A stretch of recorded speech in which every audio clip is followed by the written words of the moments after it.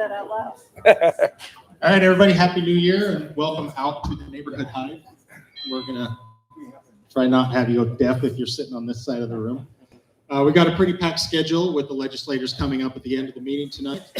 Landon is at a basketball game. He's not sick, so you all know he's out by choice. We're gonna get rolling with straight up with the fire department. So we'll turn that over to them so they can get out of here.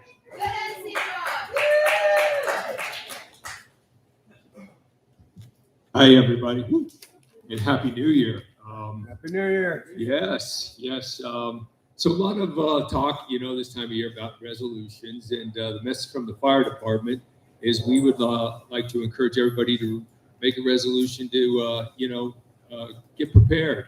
Within just the last couple of years, looking back, we've had, some pretty significant flooding, windstorm, an earthquake, some fires here locally that displaced people. So, I use ready.gov as one of the resources that, we point folks to. There's some good tips on there, this time of year. If you're thinking about it, take a look, make an emergency plan, get your contacts together for who you want to reach out to, a group text or something like that. Sign up for the local warnings. Look at your emergency kits. And if you haven't started one, what a great time to do that. It's something that we're constantly, pointing, to throughout the year and focusing on. So we thought that it'd be a good time to kind of, get you thinking about it. Thank you. And any questions for the fire department? Thank you for being here and everything you do. I was going to ask this question last time if you guys were on the call. I didn't see it. How do you feel about fighting a fire on the 300-foot structure down the street on Highland Drive? And I know that with your apparatus, I know the station you want eventually a ladder truck, but how would that work if you encountered a fire on Well, structure? it's a really good question, and again, as we have seen all too recently here in Sugar House, that we did have that exact type of an operation underway there for an extended period of time. Suffice to say that the Fire Prevention Bureau was always deeply involved with the planning, with the developers, with the city, and we go off the Uniform International Fire Code, which has pretty specific requirements for fire protection, the water supply, and all of the concerns. And in addition, our fire department is well staffed. We, with our full staffing model, and we, have the resources. We're always constantly reevaluating, looking at things, and but something that we are very much aware of and on top of. Yeah, just not a question, just a thought.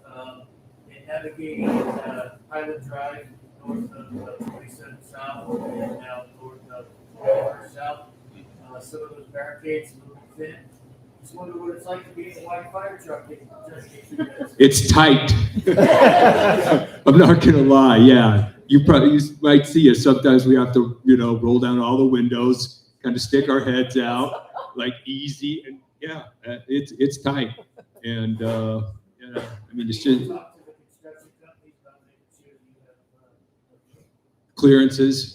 Yeah, and again, what we really appreciate is all you folks who, are patient with us. We do the very best we can to, use the lights and sirens judiciously. And, one of the big concerns with a congested area like Sugar House is that,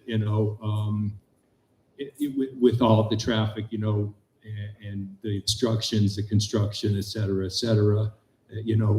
we don't, cause problems while we're en route to trying to, help with them. So, yeah, appreciate your input. Anything else? Thank you all. We will see you next month. All right, let's go to Shane with the secretary report. Yes, approving the minutes. You spoiled my surprise. It's just approval of the meeting minute. We haven't approved the minutes from October, November, December, so I sent those out this morning. So if there, Sally with her eagle eye noted a few changes which I made to the minutes. If anyone else has changes, please let me know. Otherwise, I would entertain a motion for approval of those minutes. All in favor? I think that passes unanimously. Promise I'll read Otherwise- it tomorrow. Okay. Thanks very much.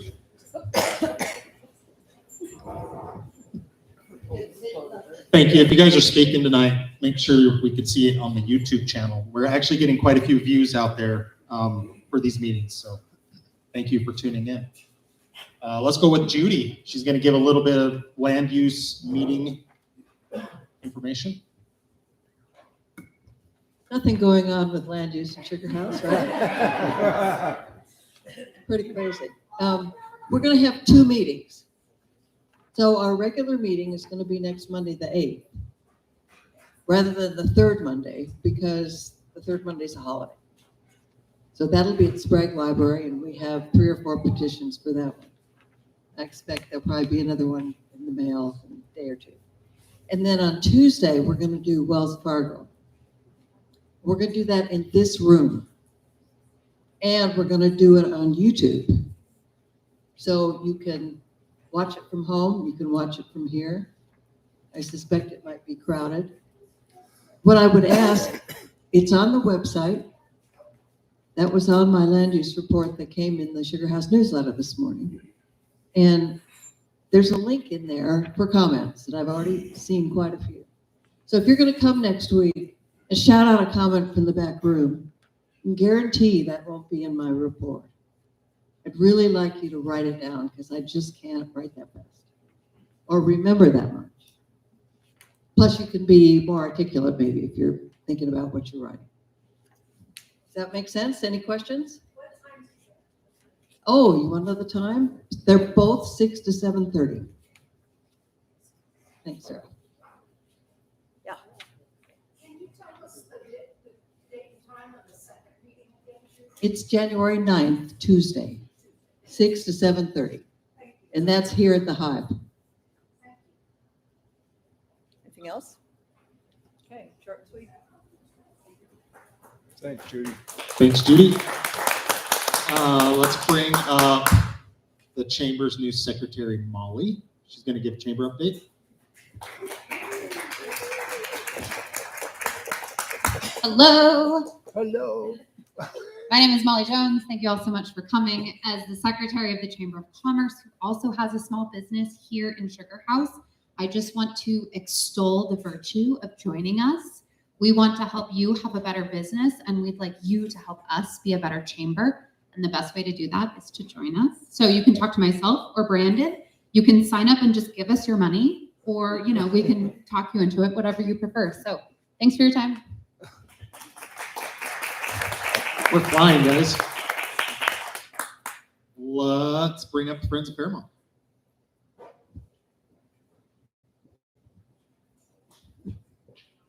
I will be super brief as well as Sarah will see. Friends of Fairmont, thanks to everybody who's done things over the last year. We are going to have our Martin Luther King Jr. Day of Service, January 15th, 1 p.m. Meet at the park right in front of the ranger station. We'd love to see you dress warmly or appropriate for the weather. Gloves, we'll have pickers, and we'll do a little tidying in the park and honor Martin Luther King Jr. Day. Thanks.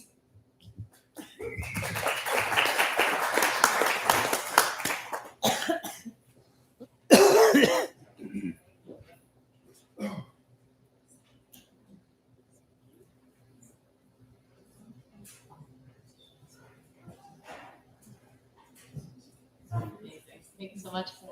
Okay, I'll try and be brief, but I probably won't be that brief. Apologies. My name is Catherine Moss. I work for Salt Lake City in the Public Lands Department as a planner, and I am the current project manager for the Adaptive Reuse and Management Plan for Allen Park. This plan has been going on for just over a year. We've had multiple rounds of public engagement, and it is basically going to be the guiding document that kind of dictates the future of Allen Park as we get funding and kind of move forward with developing that park. So as I mentioned, we've gone through a couple rounds of public engagement. We had a broad round where we just wanted to hear from everyone what you wanted. From that, we kind of developed 3 concept plans that we just recently closed a survey to kind of assess public opinion on features that were included in each of those. And just a quick recap, these are kind of the 3. Art in the Wild was a concept that removed a lot of the structures at Allen Park, really celebrated the natural features, natural environment, added to the tree canopy, and rehabilitated a few select historic structures for artists and residents, community, and science uses. Arts and Sciences Collective rehabilitated almost all of the current structures and kind of more minimally celebrated the natural features. And then Concept 3, the Cultural Village, actually added new structures to kind of celebrate the idea of these artists and science collectives within the park.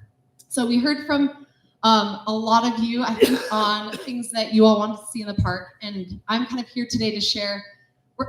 We say it's the final draft vision, but it is a draft. It's the first round that we're gathering public feedback on for kind of our final design. So from those 3 concepts, this is kind of what we heard. The orange bars represent Art in the Wild, which is the concept that removed some of the structures but really celebrated the natural environment, added to the tree canopy.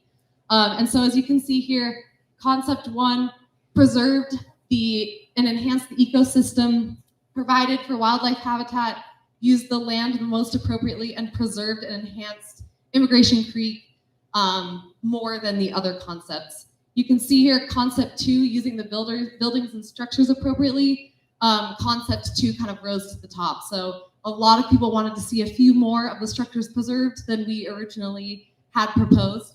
And so you'll kind of see that in the design I'm about to share. So what we kind of started with here for this final design is we started with Art in the Wild as a starting point. We're trying to celebrate the natural environment. You will see some of the structures removed here. However, we are retaining 2 structures that were not initially included in Art in the Wild, and that is the Mary Rose and the Sally Ann. Those are 2 pretty historically significant structures and will provide the ability for a few more community organizations to come into the site.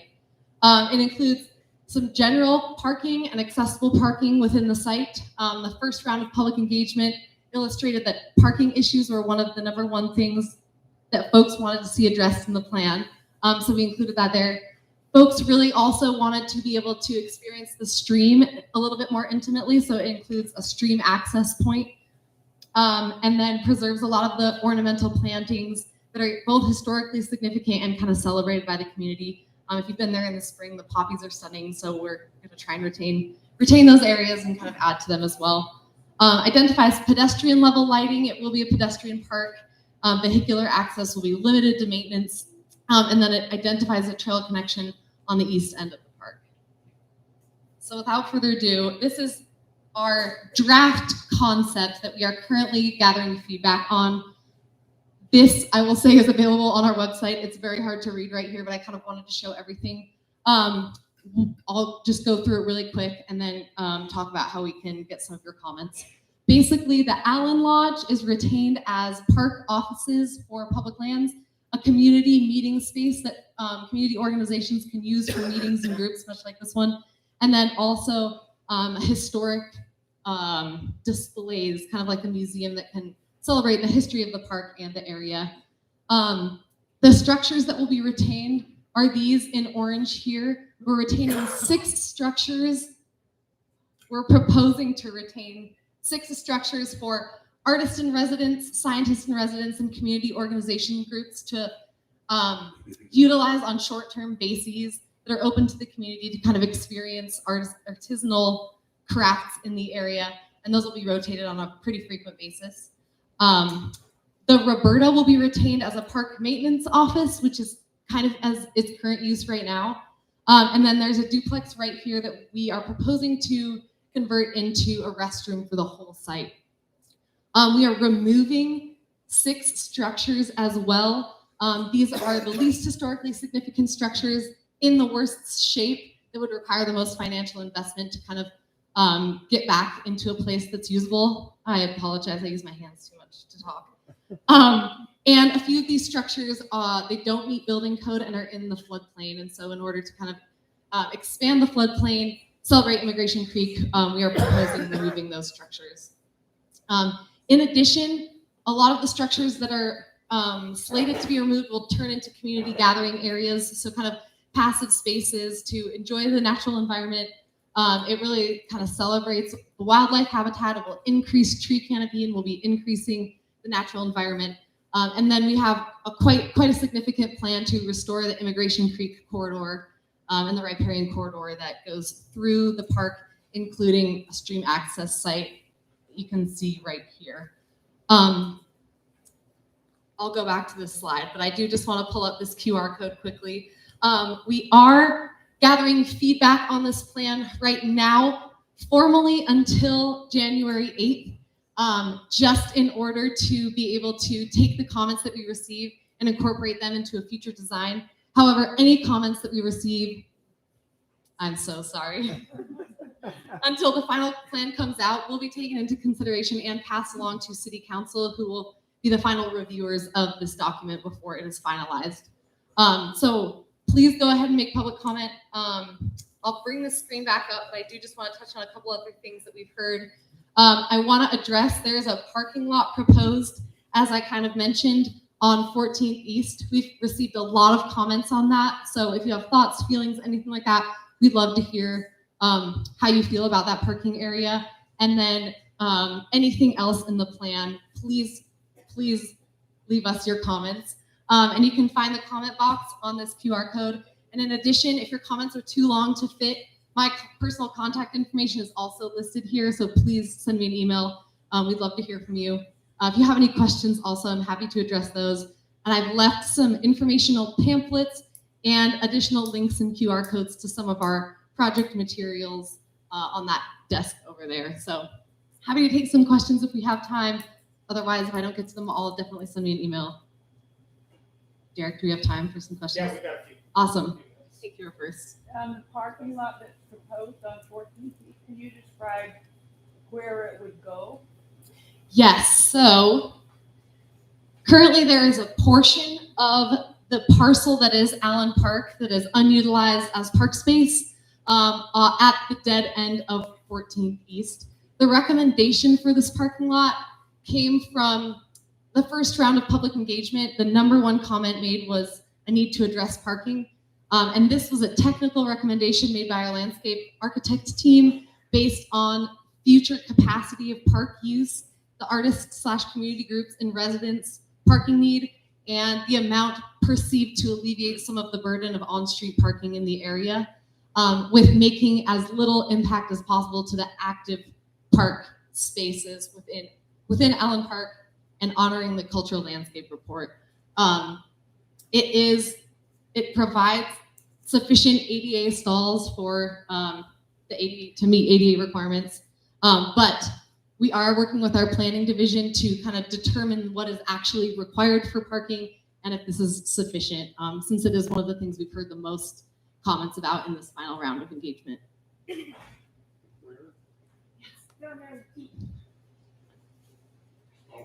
And then there will be one ADA stall at the south entrance of Allen Drive that will be wheelchair accessible. So I like how you started with this Art in the Wild, and so I'm buying in a little bit more because I was not really in favor of all the structures. I guess what I'm really worried about is something like the underpass of 13, the tunnel that goes under 13. Salt Lake City invested in this grand design, putting plaster that was vertical and had like water that was going to come out in water, and that just seems like a disaster from the beginning, and it took years now for that to get planted correctly on the Sugar House Park side, and it is now not at all what it was planned to be on the west side. And so I just want realism to be added into the renovation so that we're not paying for stuff that's just really not going to be long-term feasible. Yeah, thank you for that comment. And one thing that we have been noting also, just to honor full transparency, is we currently have $5 million allocated with a bond for this project. In order to rehabilitate all these structures, it will likely be much more significant than that. So as part of the adaptive reuse and management plan, we're working on pursuing external funding sources outside of the city funding pool to look at separately rehabilitating the important structures. One of the ways we're doing that is looking at the feasibility of making this a historic landmark site, which would open us up for a lot of external funding sources. And then in addition, the Immigration Creek corridor, we are currently working on getting a consultant on board specifically to pursue external funding for the creek improvements. So I'm really glad you brought that up. Currently, as it stands, the full vision is very extensive and expensive, and so we're looking into that as well. And then the bond funding, I'm just going to touch on really quick, will be primarily go towards landscape improvements that opens up more of the park to basically experience the park as a park instead of behind black chain link fence. So, yeah. There's a trail on the northeast corner right there. Would that be built with this plan, or would that be like a future possibility?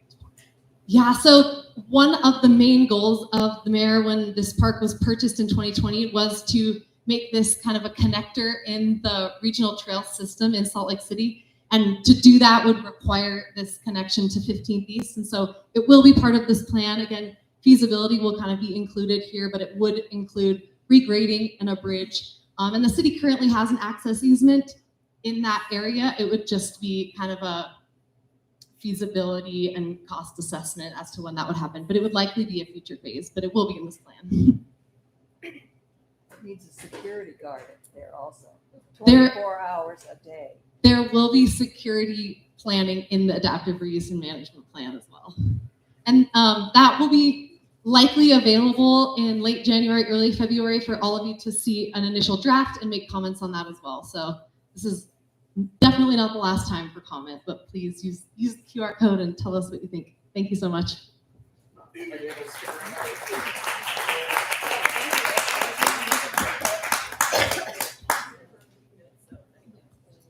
She's off in the site if anybody wants to have any further comments. Next, we're going to bring up Donna Mirabelli. She's a community member with a project she would like to hopefully get some support from the community council. It won't cost $5 million. I'm gonna have you hold up this microphone. So anyway, it won't cost $5 million. So anyway, 20 years ago, my neighbor, Elaine Brinkerhoff and I were successful in building the fence from the seminary building on 1700 East to about 2300 South. It's a beautiful fence, but now it's 19 years installed and it's very, very rusty. And, you know, the kids have put their little graffiti things on there. So I'm here to ask for support to see if we can get Salt Lake City to paint this correctly, not to have a group of kids go out there and, you know, paint it, but have a city contractor paint this fence. And I will be out of your hair because in 20 years I won't be interested anymore. So anyway, I'd like to just, you know, ask for your support to get this fence painted. Where is it again? The seminary building on 1700 East, you know, the seminary kitty corner from Highland High School. It's metal. It goes from like the seminary building to about 2300 South on the east side. Why doesn't the seminary paint it? Because it doesn't belong to the seminary. It belongs to Salt Lake City, the fence. If you recall, 20 years ago, it was wood and it was all dilapidated. So we were successful in getting rid of that and having this beautiful fence put up, but now they haven't maintained it.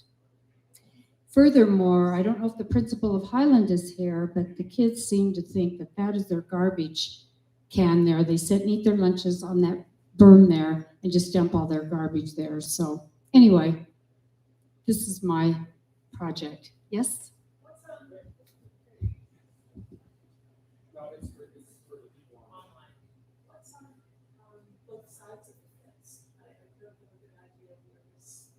What's on both sides? Well, weeds in the springtime, but the city's quite successful in helping us get the weeds. And then it's 1700 East, there's a group of houses right along there. It's a main thoroughfare, right across the street from Sugar House Park on the east side. What? No, it is not people's backyard. It's right on 1700 East.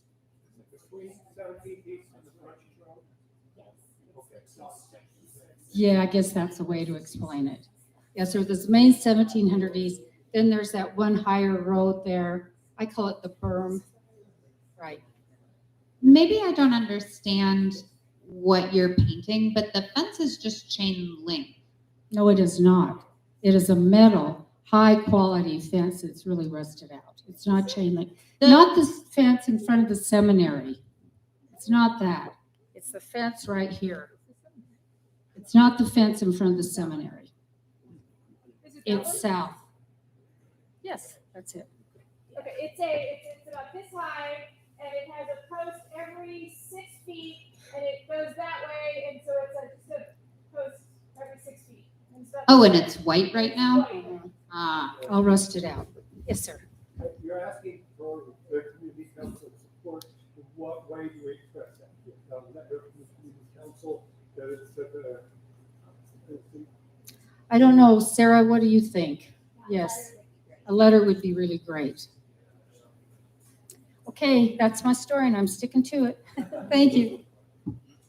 I move we write a letter to the. Judy moves that we write a letter. Do we have a second?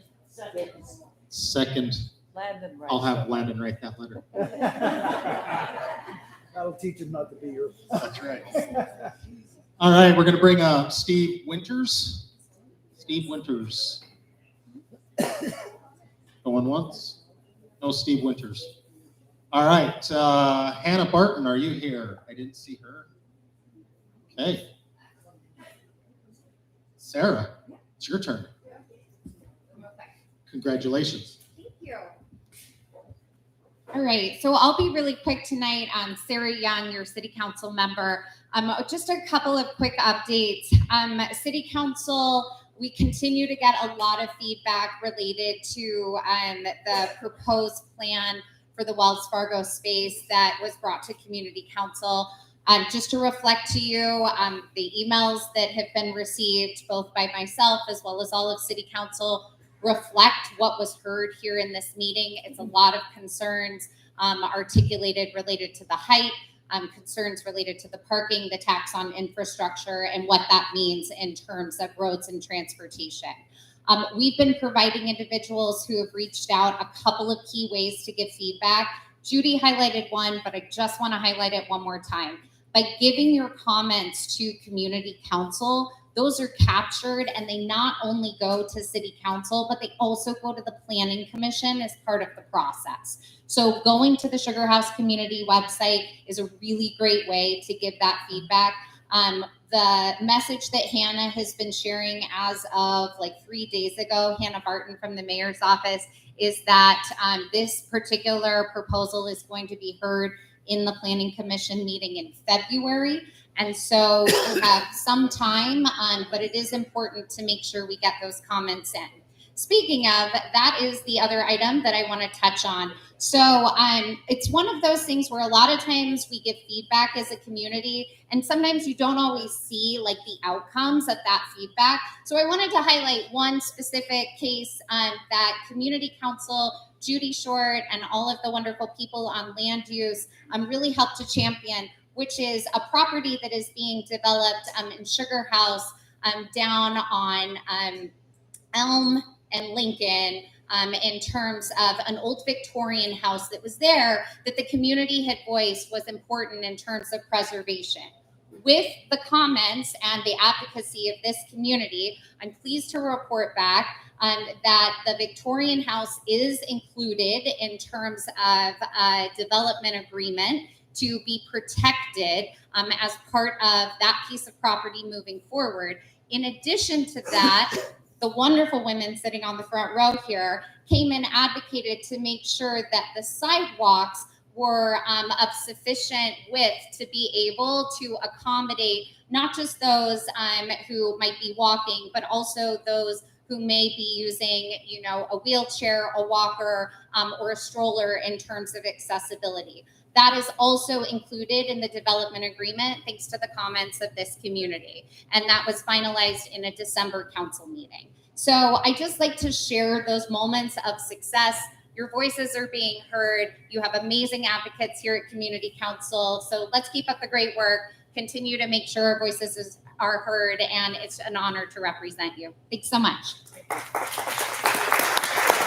We do have a question. For-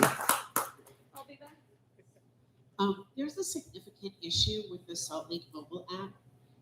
I happen to have to use it on a daily basis for my business, but I also use it now in Sugar House.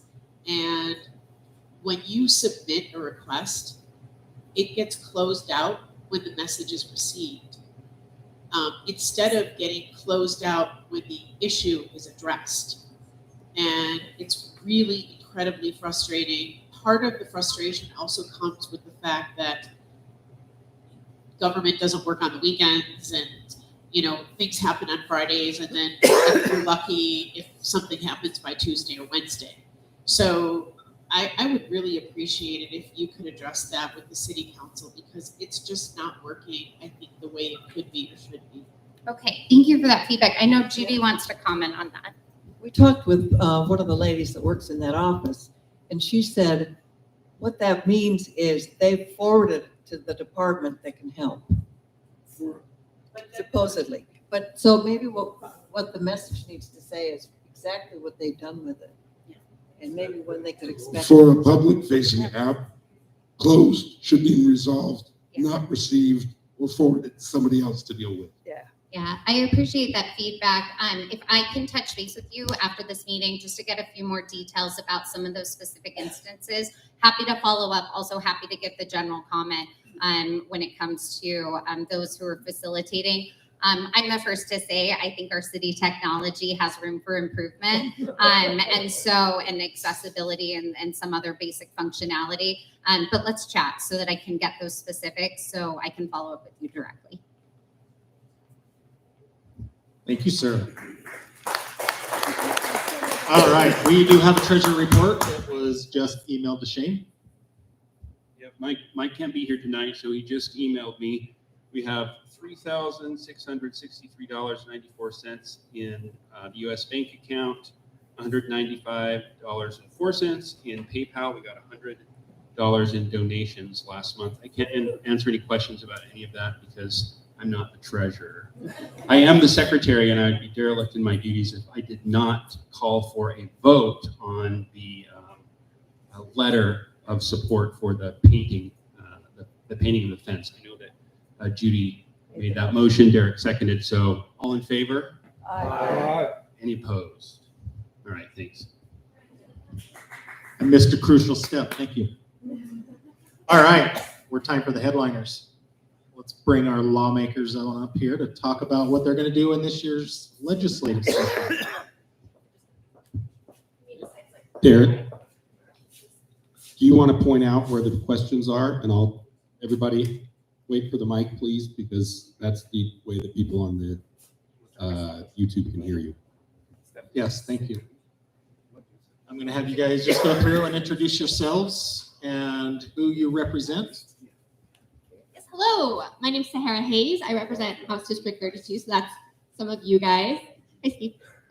So that is if you are south of I-80 and then west of 17th to Imperial, give or take, then hi, I'm your representative, most likely.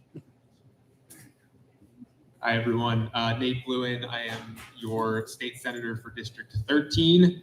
So if you live in Sugar House, west of 13th East and south of 17th South, you're in my district. If you are from surrounding communities, South Salt Lake is in my district. All of it, about half of Mill Creek and Murray, a little bit of West Valley City. And I will say Stephanie Pitcher was hoping to be here. She's been sick for a while. So if you're basically east of my district up towards the foothills, you're probably in Stephanie's district, or you might be in Jen Plum's district too. So hopefully Stephanie feels better soon. He's in Atlanta. Yeah, we did invite Brian King, who's running for. You can talk about Brian. Brian King, and he's having a fundraiser next Thursday night because it costs a lot of money to run for governor, and he has a little bit, but he doesn't have that much.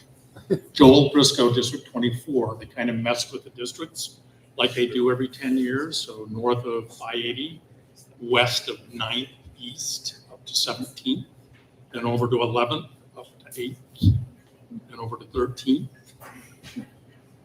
District 24, Utah House of Representatives. What now? What do you want from us? Yeah. Talk about what you guys are proposing and what's going on in the session. Okay, can I give you a heads up right now? Jerry and I have been working on expanding the circuit breaker relief, trying to get it to a higher people's homes without anything you did to your home just ballooned in price, with property taxes following, and we think the people who are making more money should be able to have some relief. He emailed a senator we thought would be a very good sponsor who told him that it was a really great program, but there's just not enough money this year. You're going to hear that over and over again. Let me give you the interpretation. We don't have billions of federal dollars. We don't have billions of federal dollars this year. They do have money for what they want to spend it on. And this wasn't one of them. And they don't want, and this senator does not think that expanding circuit breaker relief for senior citizens, so who make right now $30-something thousand. I wanted to take it up to $50,000. Anyway, so we'll see. We'll fight. We'll fight for that. What else do I want to highlight for you? It's probably not hyperbole to say, you know, every election matters. And the last 20 years, they just seem to keep mattering, right? There are a lot of important races on the ballot that some of us are kind of close to, some of you in the audience. There's also going to be a non-person race on the ballot in 11 months. And that will be, shall we remove from the Utah Constitution a provision which says that only income taxes may only be used for public schools and children with disabilities. I can't remember the exact language. If that is removed, the sweetener and the carrot, as opposed, the carrot is we'll take sales tax off food for you. Just the state portion, state portion. The state portion of sales tax off food. So I've been in communication with a professor at University of Colorado at Boulder who runs an organization called the National Education Policy Center, and reading a book of his. I'm glad I'm not in college anymore because he obviously has priced it for like a college audience. And reading all these researchers across the United States writing about vouchers. I'm not alleging that the people promoting this in the legislature are racist, but the first use of taking state tax dollars and giving it directly to people who go to private schools was in the southern United States after Brown versus Board of Ed. Okay?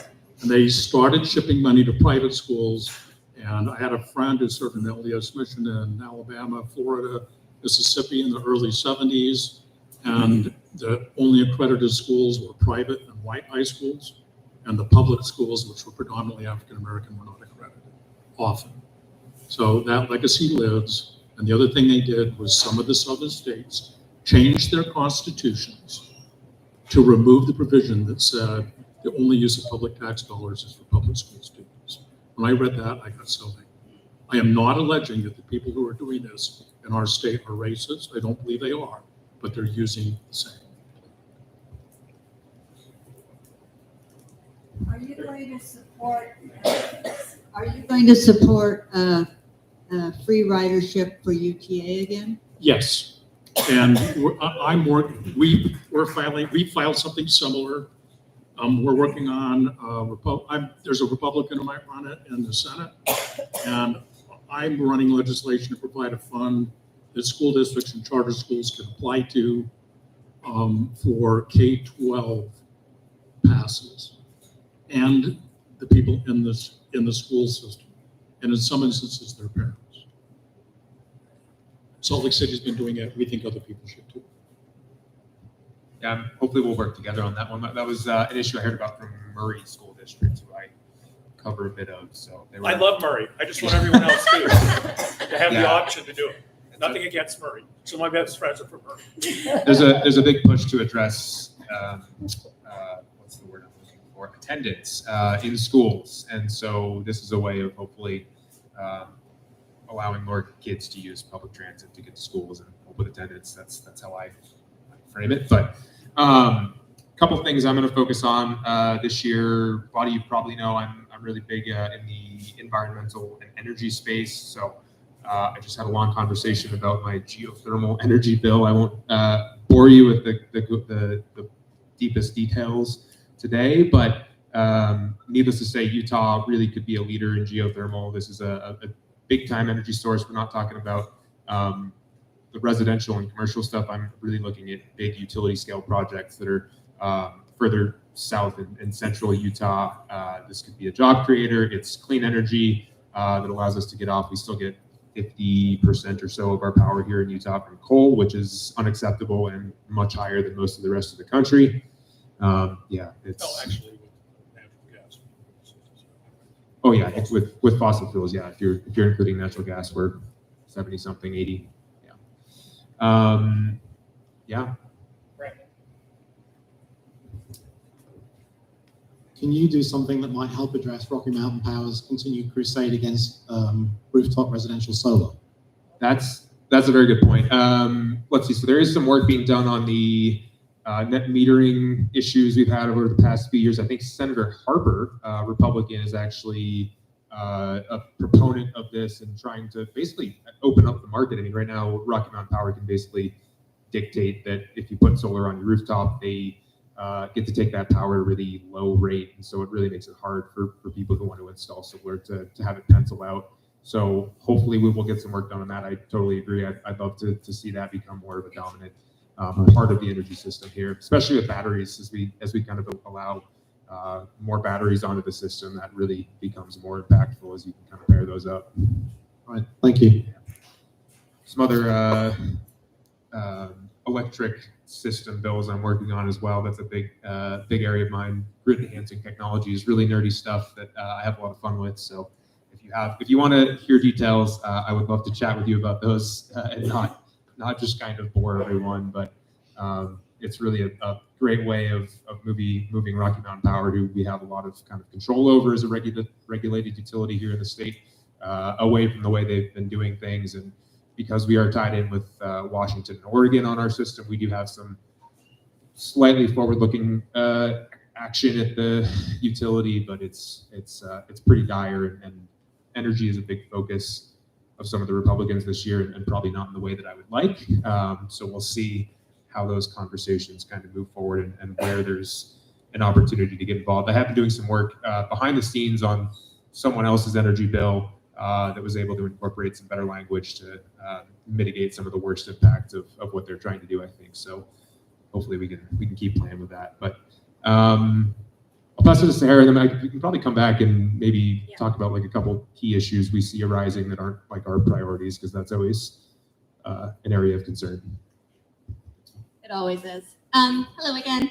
So I'm working on a lot of proactive LGBTQ legislation because we keep seeing a lot of negative legislation coming through. So I figured somebody has to run something that feels positive. So thanks to Will there for working on some of it with me. But I've got 3 bills in the pipeline. If any of them get out of Rules Committee, I will be thrilled. We'll see how that goes.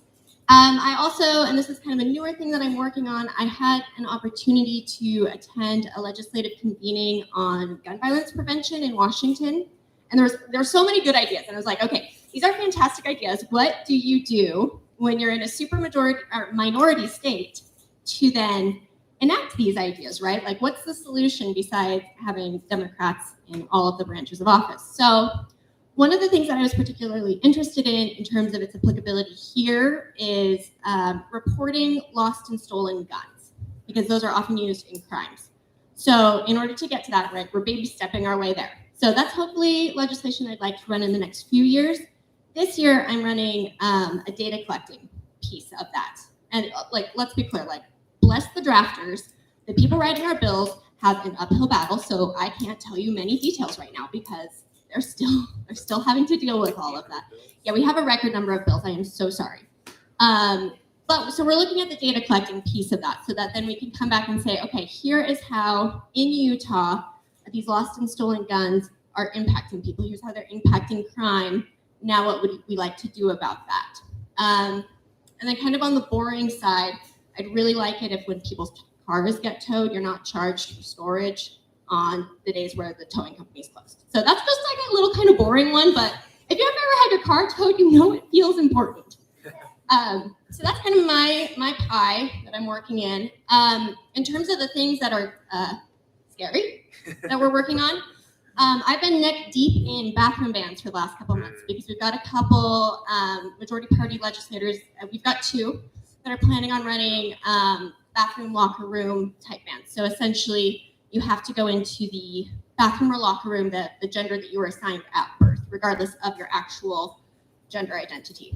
So that has been in the works. I've sort of been just inserting myself into the conversation to try to see how we can mitigate these as much as possible because they are going to get, I think, a lot of momentum.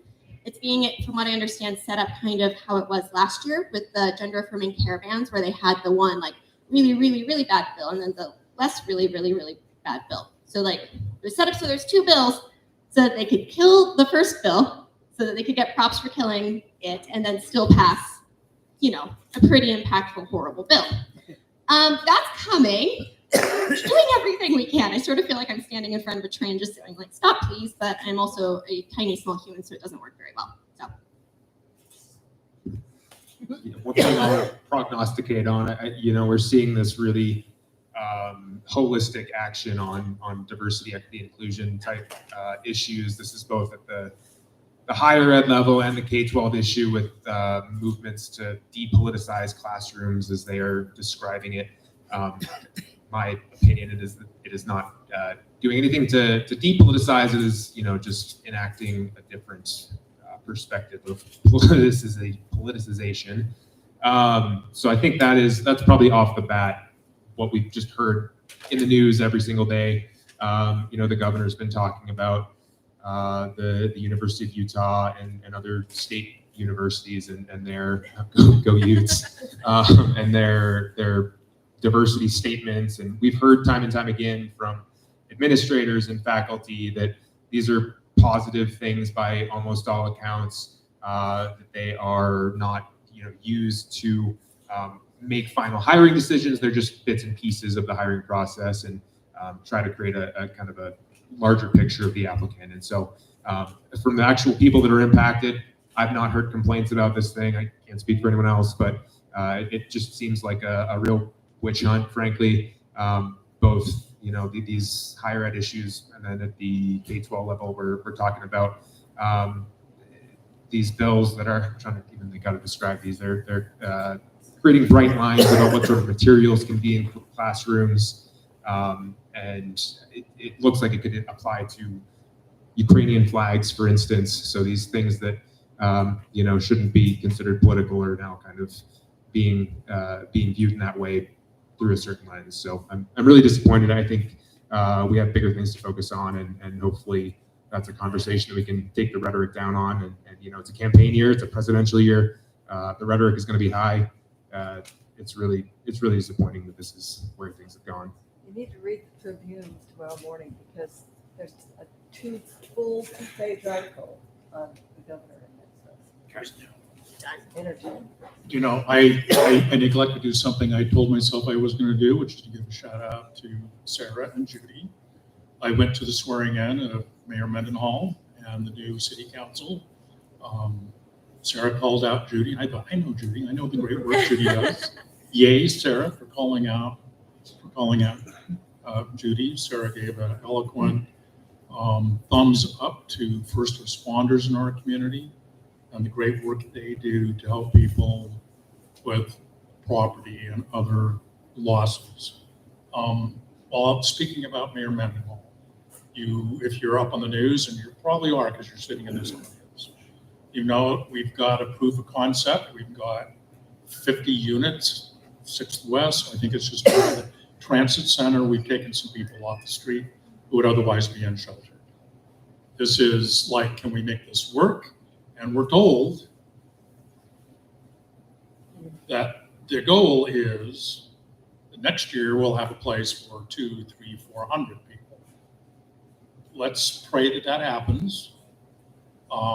One of the tasks that we will have will be making sure that our friends don't slight the governor's proposed budget on helping people get into homes and helping homeless get off the street. Because too often, I really don't mind living in a state that knows how to spend a dollar. I think it's okay to be frugal sometimes and take a dollar as far as you can. My concern is when we confuse cheap for frugal. And too often we go, well, we can just throw half the money at that and expect 100% results. This is not one of those areas where we can do that. We can't do that. I want to go back to giving K-12 kids transit passes. I asked the people in Salt Lake City whose programming is being funded by the foundation, by the school board, and by the city. It's north of $400,000 a year. I asked them if they did research. They said UTA did some research. By giving students passes and some family members and all the staff, attendance at parent-teacher conferences increased. School attendance increased. One of their options was to say the passes are good August to the first week of June and drop them off in the summer. The city elected to keep them going all year. And they thought this was ridership during the year. They thought they'd see this. This is what they saw. January, February, March, April, May, June, July, August, September. Kids are still riding. There's a very large apartment complex down on between 4th and 5th South, River Rock Apartments, 400 units. The school district asked if I would go down last year. They were trying to get parents to register students online. There were a number of students living in this complex were not registered. The middle school and Liberty Elementary went down to help register. And I went into some of the apartment buildings with some of the staff, knocking on doors. Hey, is Sam going to come to school this year? We haven't done this 4th grade. Can we help you register? Some of the parents were, I forgot, I slipped. We knocked on one door of a woman who I have no idea whether she was a single mom or not. But her life was not easy. She indicated she forgot, or they said they offered her a transit pass. She asked if they still had clothes. They said, yes, come to the school. We do have some clothes if you need clothes for your kids. I know that there were people in our city who were helped with these passes through the program that the school district had. And if I can't get it for every one of us, then let's start with kids and get them used to let's help them get to school. Let's help the parents who need help. Let's help people use transit and get out of the air. Let's let these kids get used to riding so that when they hit post high school, they continue to ride. Then it's like, let's ride transit. Let's ride transit. And on homeless, let's support the governor's requests, really significant requests. Finally. Got a couple of questions. We'll go over here first. Thanks a lot. I really appreciate it. One question: how is UTA involved in some of these decisions with the ridership and everything? Because judging from the Cottonwoods and coming in to ski on the north side and how they eliminated that and reduced frequency, it seems like they're not really involved. And so I can put a suggestion out to. I think what happens is they end up satisficing, which is trying to satisfy everyone. And you know how that works. I don't know whether they're still looking for bus drivers. Several years ago in the past, they told me they have all the buses and tracks trains. They just need to be able to hire drivers. But Senator Bluen and I have met with UTA, and we need to keep pressure on them up the canyons to try and make that dumb gondola not look like a fait accompli. Yeah, there was a move a couple of years ago to transfer capital projects in the transportation space from UTA to UDOT, which I think, right, which I think is a lot of what you're seeing is UTA doesn't have as much control over these things. You'll hear different things behind the scenes from some of their leaders than you'll hear publicly about how they think the system should be run. And I'd love to try and address that in future years because they have some great ideas that just aren't getting heard by the right people. And I think the driver shortage, I know Will Coker over here, our labor friend, might know some things about this as well, but there have been some kind of back and forth between UTA and the unions that are involved there as to the structure of their shifts and kind of how that all shakes out. It's a tough job, and the way it is set up is not conducive for people who want to have a life outside of their work. So we got to work on that. Got a couple more over here.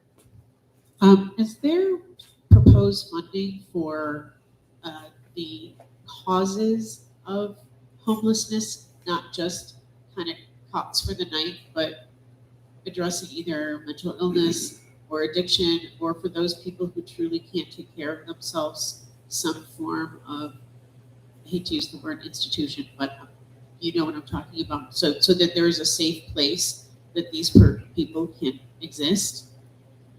Yes, I was hoping this had more details. What I'm looking at right now, I pulled up part of the governor's budget. These are big numbers. So $185 million total investment is what he's asking for the housing picture. 193 million. I guess this is a separate request. So caveat: the governor's budget essentially gets thrown out by the legislature, and we write it again and do our own thing. But these are requests, and people certainly take them into account as the decision makers are writing the budget. But it talks about another $193 million in comprehensive statewide homelessness support system. So there's definitely an effort for more permanent supportive housing, the wraparound services. We've got the Huntsman Mental Health Institute is opening a new facility in South Salt Lake. They opened a new facility at the U recently, but it's going to get permanent home in South Salt Lake, whenever that might be in a couple of years. So there's knowledge that needs to go further, and hopefully these numbers are the baseline and not the ceiling. I think there's also a lot of push for affordable housing, which is a huge part. We've seen that the last couple of years. So I'm not sure if that's in the governor's budget, but I do know that that's a pretty big issue for most legislators this year. It is, but housing supply in general is being addressed as well. I really appreciate you asking that question. My son lives in the Portland metro area, Oregon, works in a downtown hospital. I was there the last 2 years. No one's done this that I've seen in Salt Lake yet. It's only a matter of time. But there was something going up, concrete foundation had been poured, and someone had tagged it with a black spray paint can, another unaffordable housing project brought to Portland City.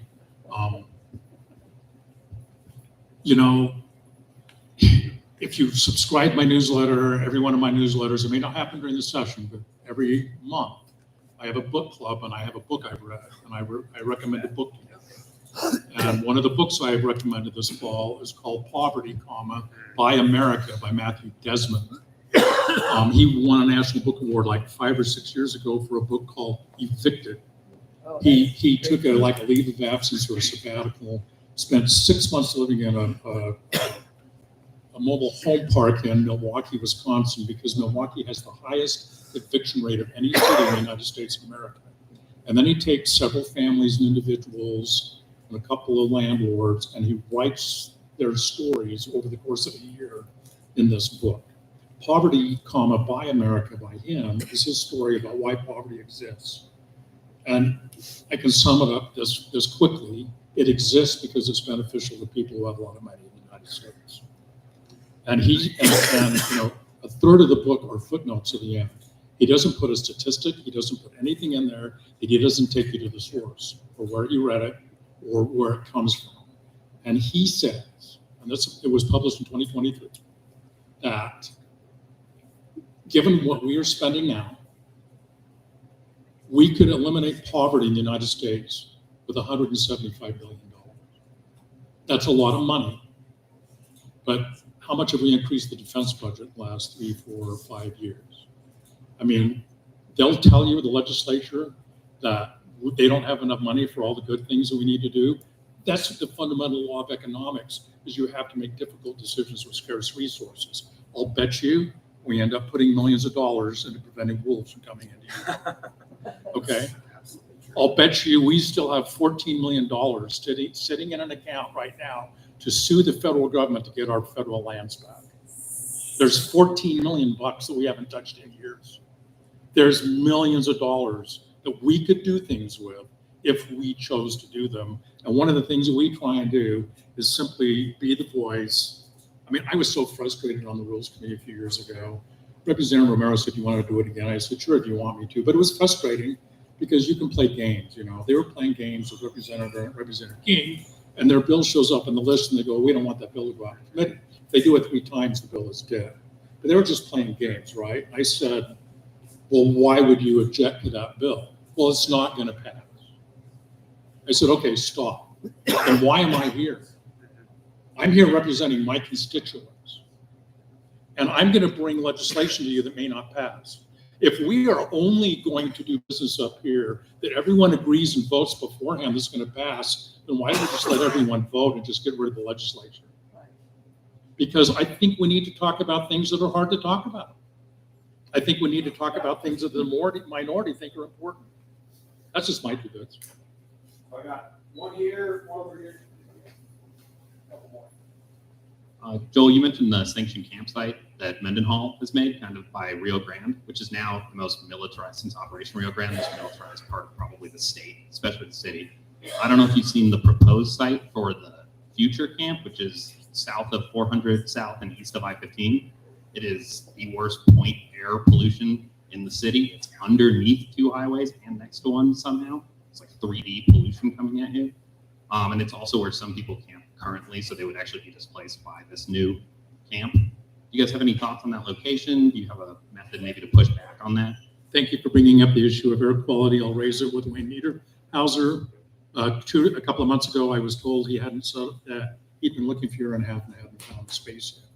But he's kind of on the hook now to find space, because what I read in the Salt Lake Tribune is that Switchpoint did not take on the management of this new small housing until they said, we'll do this if the end result is not that they leave here and go on the street again. And the state and the city and all the people said, yeah, we're committed that when they walk out of here, we'll have housing options for them. So thank you. Can you and I connect after? Yeah, I saw a little bit about that proposal, and I think that was one of my first thoughts, was seeing kind of a triangle between the overpasses there. That it seemed like a pretty bad perspective from air quality. I did see, however, that Wendy Garvin, who's a big advocate for that community, was really excited about that spot. So I guess I'll have to have a conversation with her and see where.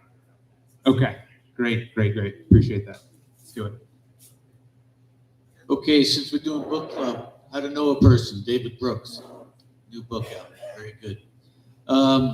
Joel, I just want to say thank you for running the legislation with regard to circuit breaker. If I could just revisit that for a moment.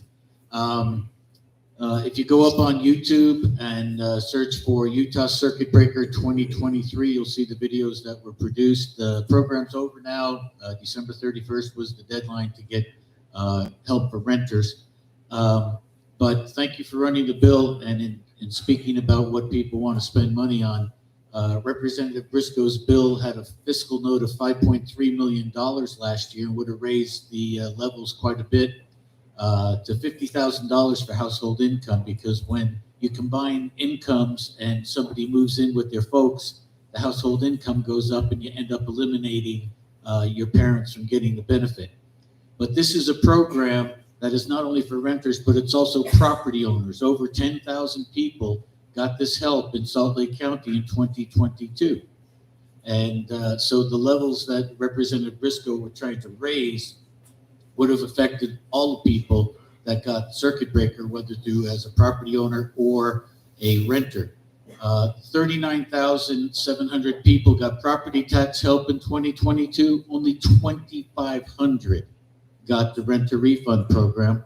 It's especially glaring in rural Utah, where we actually had 15 out of the 29 counties in the state had a total in 15 counties of less than 9 people getting renter refund in the last 2 years. So there's a great need for publicity on the program. The state has absolutely no budget to do so.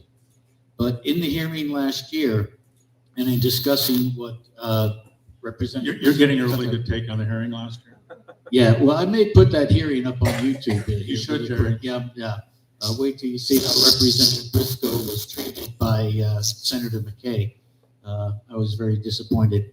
But bottom line is over 42,000 households in the state of Utah got either property tax help or renter help from this circuit breaker program. 42,000 households, not people. The fiscal bill was $5.3 million. Of course, Senator Eviction himself, Cullimore, voted against help for renters, but he did run a bill that cost $42 million to get $8,000 scholarships for 500 students. And so the choice was $42 million for 500 students or $5 million for 42,000 households. Guess which one won? So the thing is, it's useless for me to say to you, call your representatives because they're here and I know they're supportive. But if you know of anybody in the state that got property tax relief, please talk to them and ask them to call their legislators this year to try and get some help for the circuit breaker program. Thank you. I've been around the legislative block more than once or twice. I've seen a lot of people come and testify. Jerry hit it out of the park. I mean, you should pat this guy on the back. He's retired. This is work he used to do for the county. He can sit at the table and say, this guy got circuit breaker property tax relief. You know what he did? He paid off some of his medical bills. This guy was able to go out and do this when he got a little bit more money. One of the things in Poverty by America, and this is something maybe we want to think of working on, and every one of you has experienced this. One of the ways that we make it more difficult for poor people to get help is we make the forms and they have to go through impossible to do. And you know that when Apple Computer, when eBay, when other people really want you to get into their systems, you can go major in college and get a degree in how to design systems to make people use your site seamlessly and flawlessly. What if getting SNAP benefits was that easy? What if filling out forms, one of the ways we keep them from getting stuff is we don't fund it, or we benefit the middle class up there, and some of us stand up and say, what about the poor people? And they go, they got federal programs. Got one over here and two back here. So Representative Tusher has a bill coming out, labor union amendments, that is a revenge bill against teachers. It would prohibit employers from doing payroll deductions for union members, voluntary payroll deductions, even though those same employers do that for for-profit companies, nonprofits. You can get payroll deductions for pet insurance, a million other things. And this is based off of, FIDE had the teacher unions a couple years ago.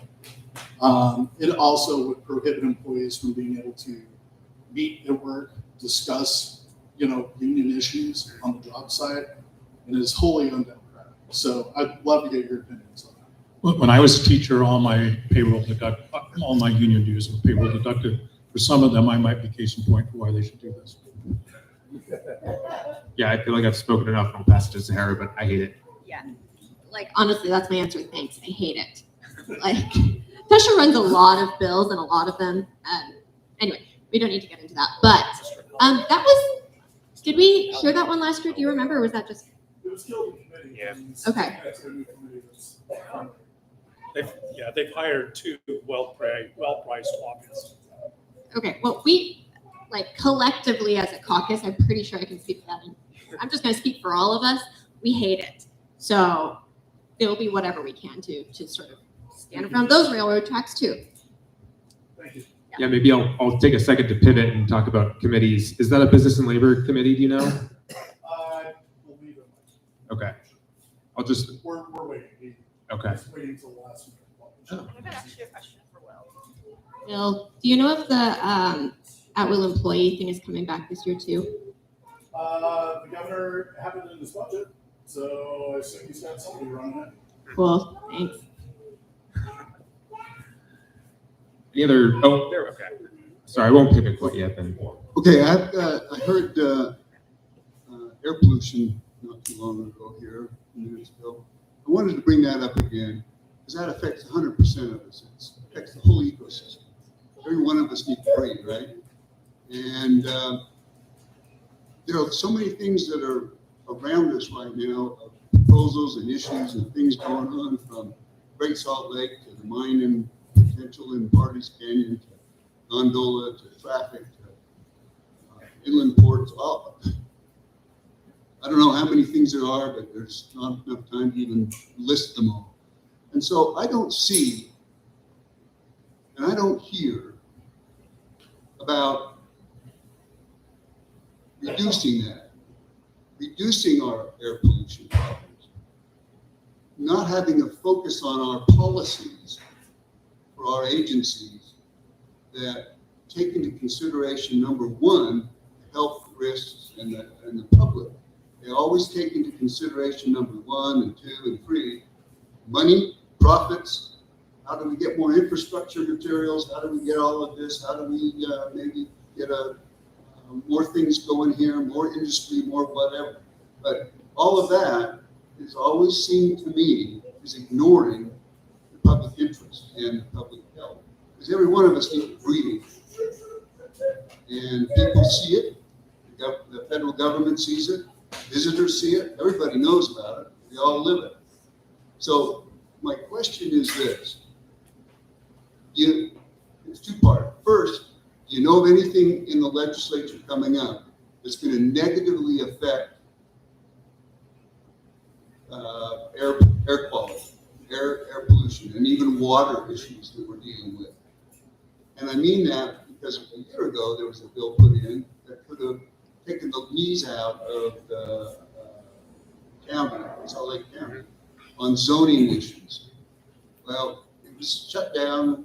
We worked hard, but I don't know what's coming up. The second part of this is even more important. Maybe you don't know of anything right now, but I'm asking, let us know if you come across anything that is going to ruin, inhibit, or take away from county and local zoning ordinances that they can be in charge of to help people, not help big industry. Yeah, thank you for your advocacy on Parley's and everything else you've been doing. The one thing that sticks out in my mind right now is I-15 and this expansion that's being proposed. That's absolutely going to lead to more emissions out of tailpipes, and vehicle emissions are our number one, right around our number one polluter right now in the area. The tax on electric vehicle chargers just went into effect this last couple of days here, so that's we're kind of going in the opposite direction. You know, I'd love to see more incentives for electric vehicles, not against them, or not penalizing folks for owning and driving them. So that certainly sticks out in my mind. I think the Great Salt Lake is going to be another piece of this. That's a major air quality hazard. The federal involvement here, I think we are risking, if we're not taking this really seriously, listings of the Environmental Species Act, or the Endangered Species Act, and potential safeguards, which I would welcome, frankly, from the federal government on those issues. And I don't think that the Republicans in the legislature want to go there. So I'm hoping that that becomes a real deterrent for them. One of the bills I'm waiting on filing is regarding the Great Salt Lake. We're waiting on this commissioner's report from the new Great Salt Lake commissioner. He's going to have some recommendations. I'll hopefully take something out of that and run a bill on it. There should be some good stuff in there. He's a good, trusted guy that has a good read on this whole thing. So yeah, there's lots of moving pieces there. Those are the couple that come to mind right now. It doesn't have to be inside our county. We need to watch very carefully. There are a group of people in central Utah, and they have one ally in the southwest part of this county, who are proposing legislation that the state should be able to buy and take over the operation of the 2 coal-fired power plants outside Delta, Utah, that 10 years ago they sat in my office and said, we're retiring them in 2025. Because 95% of their electricity goes to Pasadena, California, and 5 or 6 other cities in the Los Angeles basin. And they said, look, we're shifting to natural gas, hydrogen. We're doing away with coal. They've known this is coming. They want to keep it going.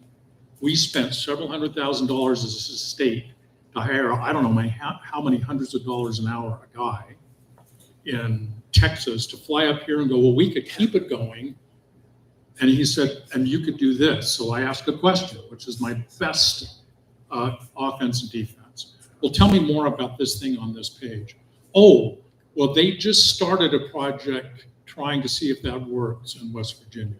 I said, you said that's the best thing that they could possibly do with these two coal-fired power plants. Yes.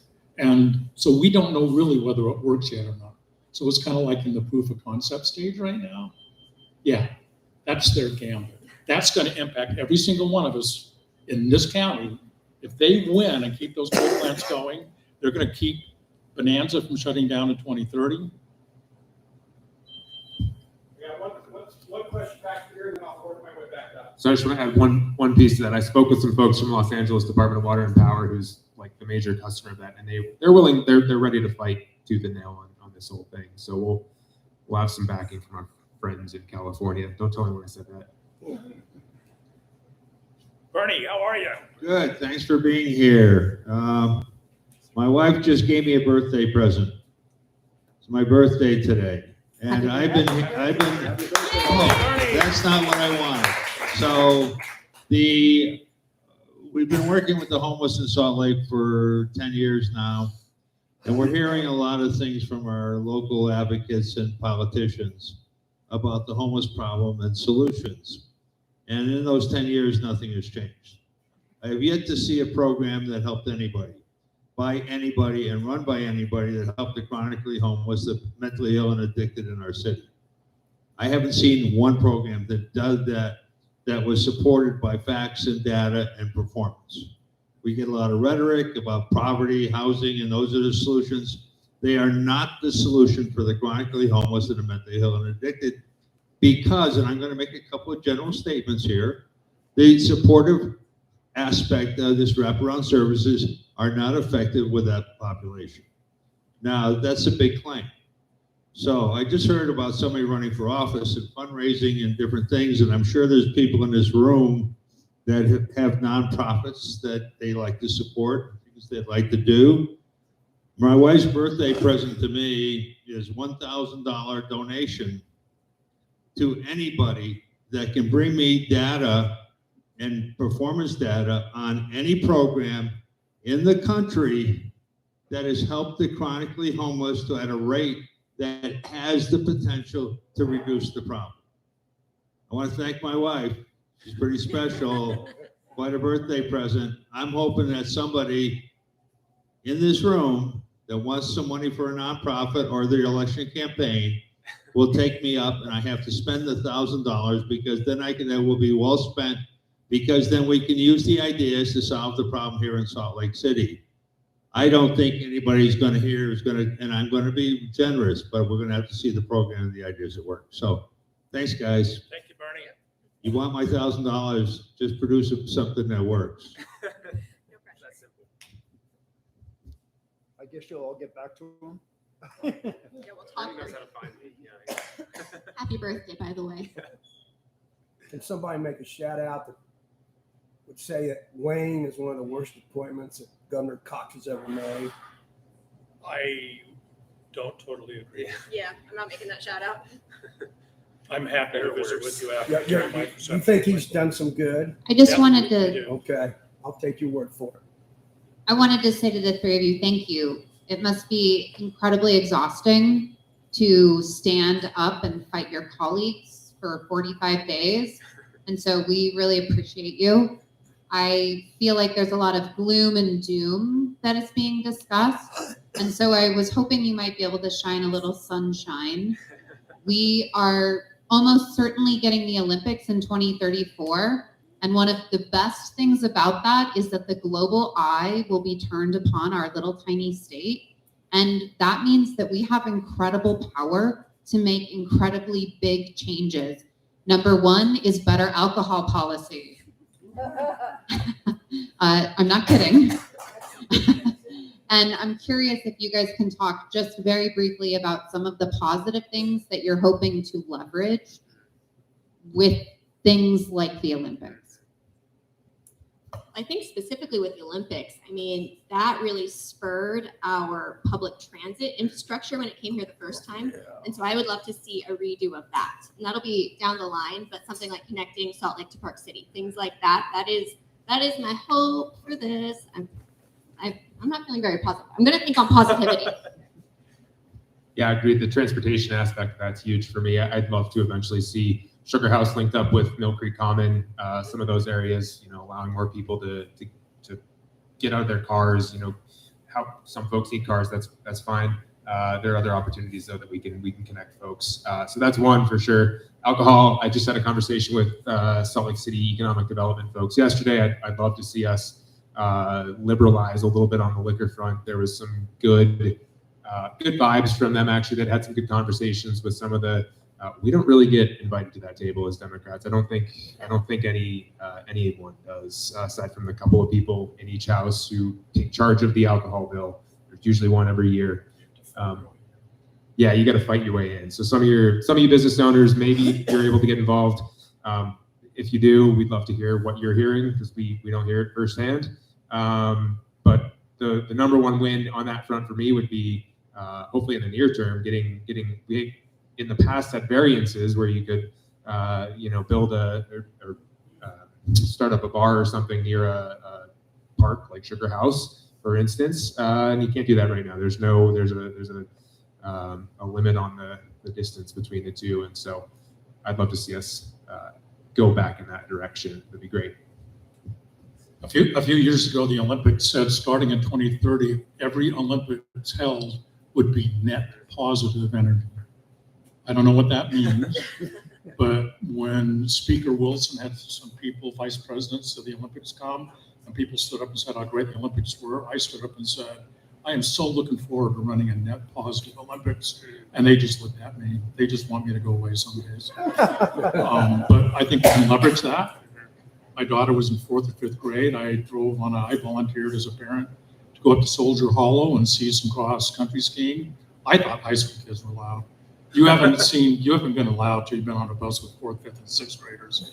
They are loud people. It was a great day. I don't live far from the youth stadium, and people would park on the street and put their blankets out and spread their pins out. There were a lot of really wonderful, positive things, but we should leverage everything we can get that's positive that we can drive. Yeah, I wasn't here for the Olympics in 2002. I was in New Hampshire still, but I was actually out running at the Utah Olympic Oval just last night. They've got a great track that goes around the speed skating facility. Brown, you know a little bit about that. And there's hundreds of kids taking advantage of this facility. So the facilities that we built for the 2002 games, they're still used. They're creating a community in Salt Lake and Park City and other areas where they have facilities, and it's been super positive for I think so many people who otherwise wouldn't have access to some of these facilities. So I for one hope we can do this in a way that brings those same benefits and builds on them even more, and certainly in the energy space with all the metrics that the games will put in place. And with our already existing Community Renewable Energy Act, where Salt Lake City is trying to transfer to 100% clean energy, there's some big opportunities there too. And this isn't this year, but just in general, in the spirit of positivity, Representative Ashley Matthews ran a pollinator program. It's like a grant program to increase plants that pollinators like, and it's still going strong. And I'm a grant writer, and I see it pop up every now and then, and it just fills my heart with joy every time. So we are doing things sometimes, like passing bills to help make our little pollinator friends happy, and I think that that's wonderful and should be celebrated. Thanks. I got one here and then a couple in the back. A comment on the Olympic productivity. We need to emphasize that if the world watches our dirty air from the Goodyear blimp or whatever we're going to have in February of 2034, it will be not to our advantage. And so clean air, not just transit, but clean air, and that includes the Salt Lake. a question I have about the inland port. We need to bring these metastases under control. And what is going to be proposed to do any kind of limitations on this? Yeah, again, that's another table that, well, Salt Lake City, Sarah might be a better, you might have more insight into this. Salt Lake City has seats on the board, I believe. Yeah, one seat, I think. And so we typically don't get a lot of insight into that. I know there's the new, I think it's Weber, 9,000 acres they're talking about. Yeah, it's absurd right on the Great Salt Lake. Certainly it seems like they're being taken advantage of by the same people that are taking advantage of Salt Lake City in a lot of these aspects. So yeah, I wish I had specifics, but can certainly circle up with some Salt Lake City folks and kind of see what they're hearing. Dita Seed lives 2 blocks from me. I'm gonna go touch base with her. I'm not exactly sure what's going on. It looks to me like they got money to spend and they're buying land or they're creating leases. And their director has said in the press in Salt Lake City, well, we don't want to build that transloading facility because we don't want to have a whole bunch of those freight trucks close to people in West Valley and close to Salt Lake City. That's great. So we're going to ship them all to the north part of Great Salt Lake. And the birds can take it all, right? That's not a fair trade-off to me. I want to see the business plan. I don't think it did. It looked to me like they were going to redo the whole thing. Now it looks like it's just metastasizing.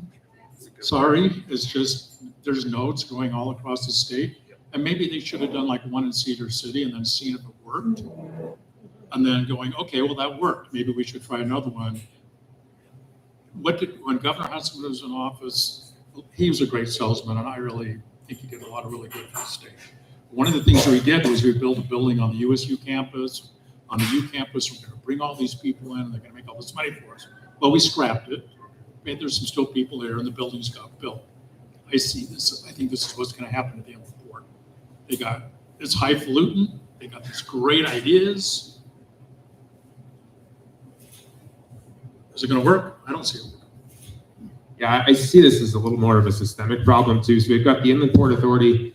We also have what is MITA, the Military Installation Development Authority. There are these state authorities that have essentially some tax backing. They can levy a tax on the facilities that they are contracting for or building. And to me, there's potentially some separation of powers issues. You have legislators serving on these boards in essentially executive positions, spending state money. There might be more than just those two. I think there are more than those two authorities. So, well, what was that?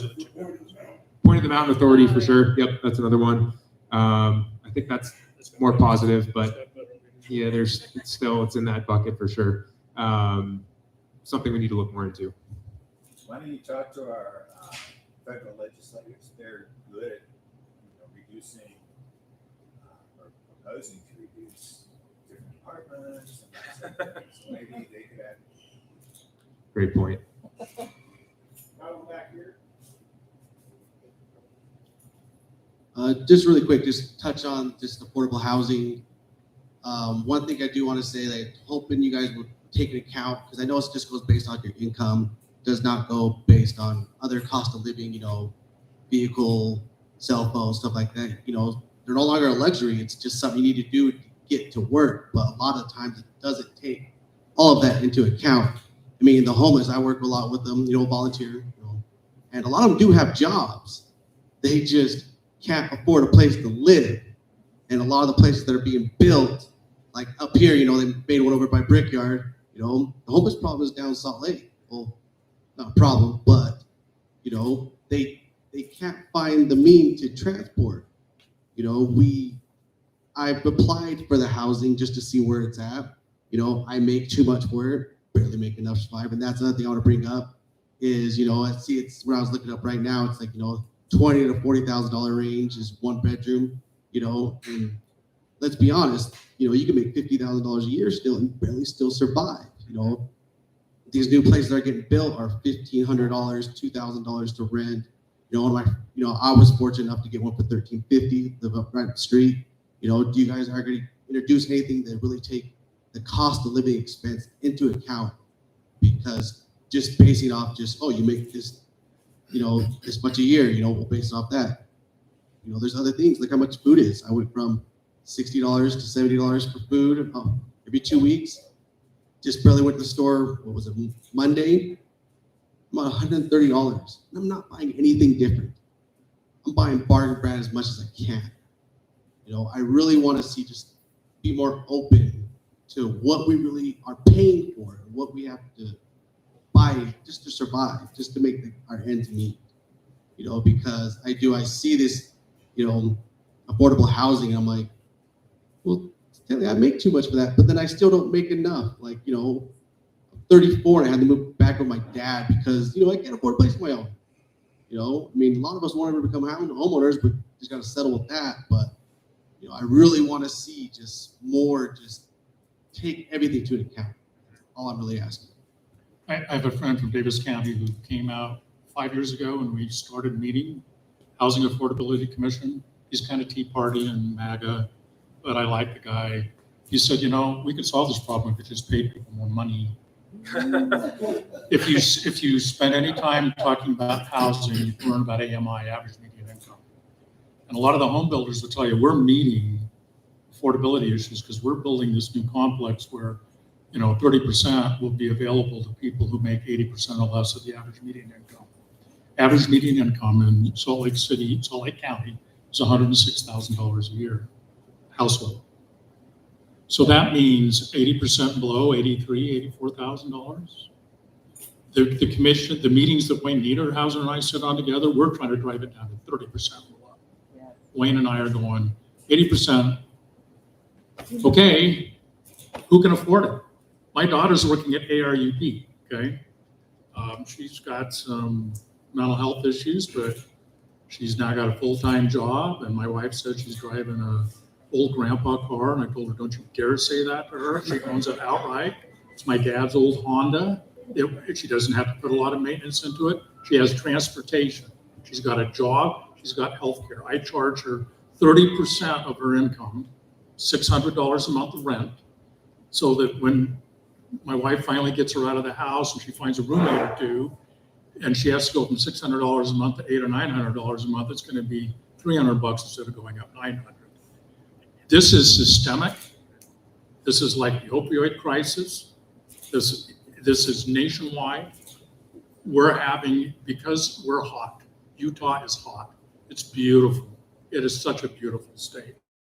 We are so close to so many wonderful things. The airport, the lake, the recreation, the culture, the higher ed, you know, and people want to come here and the people here want to stay here.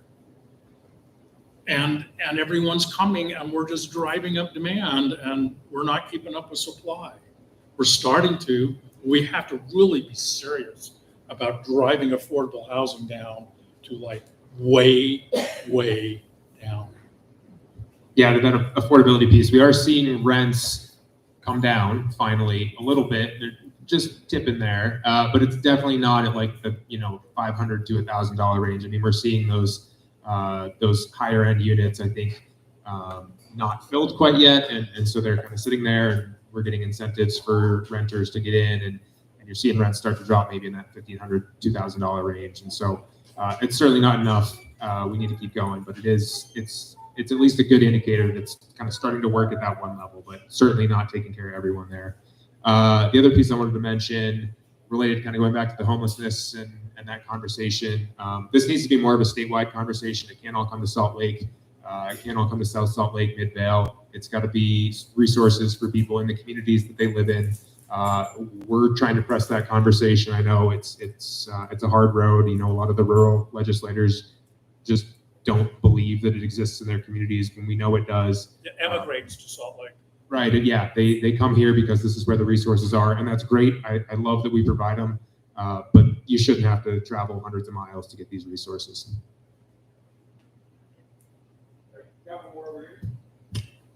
Hello. Okay. I just wanted to ask, because I also care about air quality, and it's great that you have a program for students getting free public transport, but what about also free public transport during bad air quality days in order to try to mitigate that? Yeah, I mean, Representative Briscoe's run a free fare all the time bill. So that's, yeah, hopefully we can, the governor put in his budget last year. My thing, if so, I totally support that. I think if we don't go that far, I would love to see a proactive approach where we have we know that bad air days come up. You can't just limit the free fares to the days that it's actually bad. You have to do it ahead of time, or you still get all that junk going up into the air. So start there, but yeah, Briscoe's on it. Well, they did several days over a period of 3 years, and they were game to do it. What it means for UTA is to say, oh, Wednesday, Thursday, Friday are going to be bad air days. So they spent a lot of time Monday and Tuesday going out to every single spot where there's tracks or a bus. On every bus, they put a bag over the spot where people tap on and tap off. On every track station or front runner, they have to go cover it takes them an enormous number of hours to do that, to not collect fares. You would think they would just be able to turn it off, right? Well, we'll just switch it off, but it takes them an enormous amount of time to do that. They were happy to do it and try. Every time we have offered free fares, ridership goes up. Every time we do it. And when I ran the bill 2 years ago, I was thinking, my wife has asthma. I almost took her to the doctor yesterday. We've got a humidifier up. I bought an air purifier. The air is so bad she cannot breathe. Plenty of people are in that. Thousands and thousands of people are literally not able to live their full lives because of the air.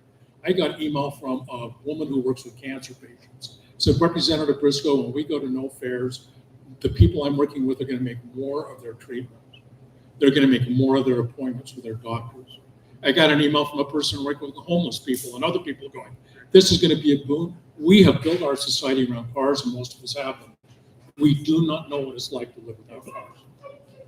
And if you're in New York City, like my daughter, great, no big deal. But here, pretty hard, right? Pretty tough. We need to be able to envision and put ourselves in the position and emote at how do other people live and what can we do to help them. President? One more. Now, one last question right here. So I had two things actually. So now you talk about air quality. I think I saw a list the other day, 6 of the 10 worst air quality spots in the US here in Utah. Pretty sad. You talked about housing and obviously affordable housing.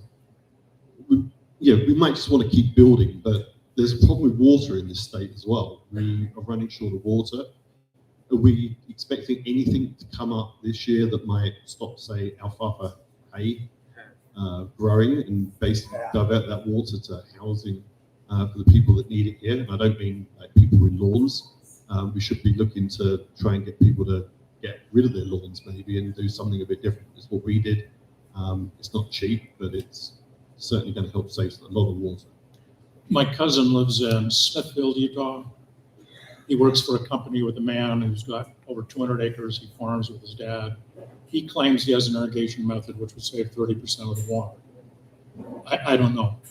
But the way you're going to get less alfalfa grown is through incentives. The state going in and telling him not to do it won't work, in my opinion. I'm really anxious to see what they come forward with their report. It better take it real. I love Brian Steed. I have a great amount of respect for him, but that doesn't mean I'm going to read anything he writes and say it's wonderful.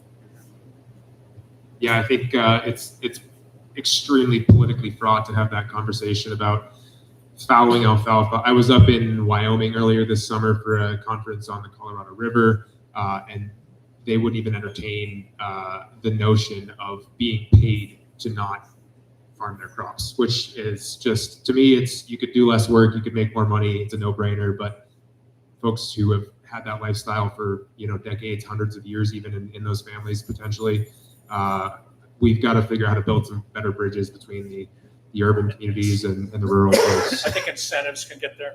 Yeah, I mean, incentives are still, from what I heard from these folks, it was like we're not going to stop doing this for any reason. We're going to keep doing what we know how to do. We will when there's no water. That is true. So yeah, it's certainly a conversation I'd love to entertain and try and have more conversations with some of these farmers that are in that position. But it's a tough ask. I totally agree, though. It's an absolute must for us to focus on. The commissioner's report should be coming any day now, I think. And I think that's what a lot of us are waiting on to see what is feasible, because I think those recommendations are going to be kind of the space of play for the legislative session, because that's where they've been working. I'm just going to close. My wife, I'm going to age myself. My wife and I grew up in Bountiful. There was one African-American young man in our graduating class of 600 students. We moved to Salt Lake to start our married life together because we wanted our children to go to school and see people who didn't look like them. I went to a very early community council meeting. It was at Judge Memorial High School, and Mayor Didi Corradini was taking flack from citizens over parking and transportation.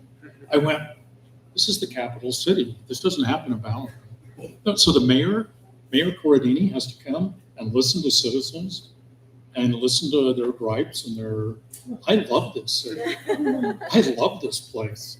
And I love coming to community council meetings and watching you do small d democracy, getting reports from your city, having a citizen say, we built this wall, it's really decrepit now, it needs to be repainted. Can we all get behind getting the city to do this for us? Telling us what's on your mind and listening to us. I love you people. Thank you. Sugar House Community Council. Thank you guys for coming out tonight. Sorry, I have a soapbox to get on before we end. Somebody mentioned calling your legislators, and I feel like this is a topic we have to cover really fast. Please don't call me. Please email me, or text. I mean that very sincerely. You can. I highly recommend before session starts, reach out to your legislator and ask them how they best prefer to be contacted, because that is going to be more effective in actually having those conversations with them, and it's going to build you a rapport before session. So you can say, hey, I emailed you last month, we chatted about this. Also, I'm really upset about this thing, will you vote no? Try to build those rapport bridges first. But like I said, it's really awkward to take a call from an unknown number when we're on the floor or when we're sitting in committee. That doesn't work. If you send me an email, I will reply to it. However, if you send me an email that is a copy paste from an email list that I'm going to get 500 of, and that's not an exaggeration, that means my intern is going to reply to it. This is I'm trying to give you how to talk to us in an effective way 101, because I have a lovely rapport with a woman that I've just had an email relationship, and then she met me at the grocery store and was like, Sahara, and I said, Jania, and then we chatted. So these things do happen, and we really do listen and try to take them seriously. So if you are my constituent, please email me. When you do that, like I said, you don't need to write a whole book on your topic. And I know it might be really important, but if you can tell me the why of why it matters to you and why it impacts your life, then that is what I'm going to hold dear. The three of us did a town hall, and I had a woman come up to me and say, I don't want my kids to be shot in school. And that is something that I will fight for, right? That is a message that we can get behind, and then we can go and we can say, hey, my constituent doesn't want her kids to be shot. What are we going to do about it? So, if you can email us, if you can figure out how you best like to be communicating with your legislator, that is helpful. Make it personal. Don't copy paste. And then if you can dig in a little is to if they're even in a position to vote on it, that's helpful too. Because we want to talk to you, we want to hear from you, but I'm going into headless chicken mode, you guys. We're so busy and weird, and our inboxes are so full, and we want to do the best that we possibly can, and it's easier for us if you communicate in that way. So I also love you guys. Thanks. I'm usually sitting back there knitting, so thanks for having us tonight.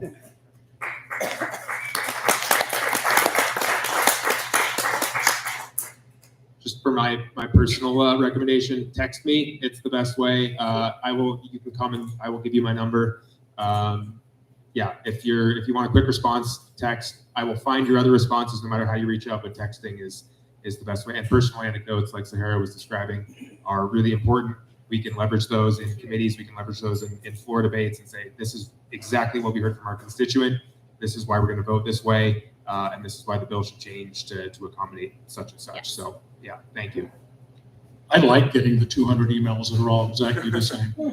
I like getting the personal emails. I get 200, I get 50, and I get my intern to say, write a draft, and all right, respond to these 50 people, because I know a lot of people care about that issue. Best email I ever got was from a researcher at the University of Utah. It was like 4 paragraphs. It was short. University of Utah is asking for $25 million appropriation. Please support it. I do research on sleep deprivation studies. Sometimes because the power goes out, we have to start them all over again. This has critical national defense importance as well as other basic research. Please support 25 million.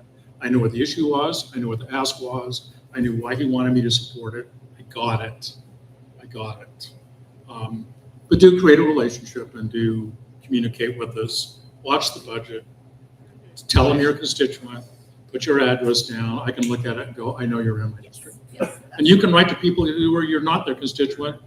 There's 75 of us in the House of Representatives. I vote for District 24, but my vote impacts the entire state of Utah. You guys are wonderful. Thank you. Thank you guys for coming out tonight.